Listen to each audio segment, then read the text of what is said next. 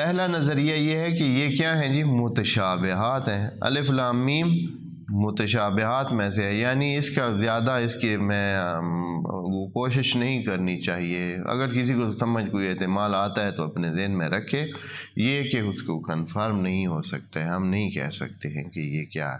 اور متشابہات کی دوسری خصوصیت یہ ہے کہ متشابہات جو کسی زمانے میں متشابہ ہیں، چونکہ قرآن تا قیامت اس نے رہنا ہے، تو انسان کی علمی ترقی کے ساتھ ساتھ کچھ متشابہات کھلتی جاتی ہیں. یعنی پہلے جو متشابہ ہوتی تھیں وہ اب متشابہ نہیں رہ گئی ہیں. پہلے کوئی چیزیں سمجھ نہیں آتی. مثلا پہلے فرض کریں کوئی آیت موجود تھی کہ کل فی فلک یسبحون، تمام سیارے اور ستارے اور آسمانی وجودات وہ اپنے اپنے دائرے میں پھر رہے ہیں.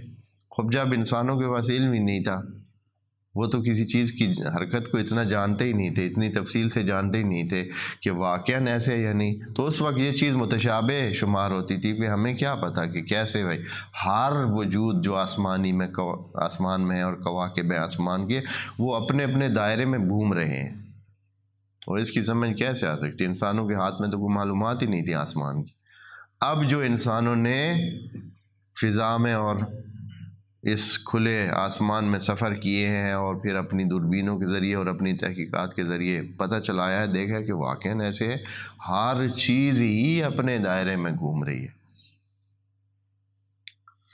اور اس سے بڑھ کر بلکہ کوئی چیز ہے نہیں جو دائرے میں گھوم نہ رہی ہو.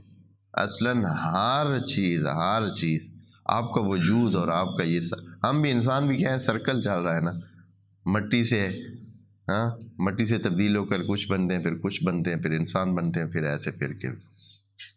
گندم آپ لے لیں، دانہ ہوتا ہے، بوٹا بنتا ہے، پورا ہوتا ہے، گندم ہوتی ہے، آٹا بنتا ہے، پیستا ہے، کھایا جاتا ہے پھر زمین میں. کوئی چیز لے لیں، لوہے کو لے لیں، ایک دائرے میں سب چیزیں. یہ آپ کے جو یہ کہتے ہیں آئٹم جسے کہتے ہیں، ایٹم کے اندر پھر اب وہ کہتے ہیں وہ بھی دائرے میں گھوم رہا ہے. اس کے اندر جو وجودات ہیں وہ بھی دائرے میں گھوم رہے. یعنی ایک کل فی فلک یسبحون، ہر چیز ایک خاص دائرے میں، ہر چیز گھوم رہی.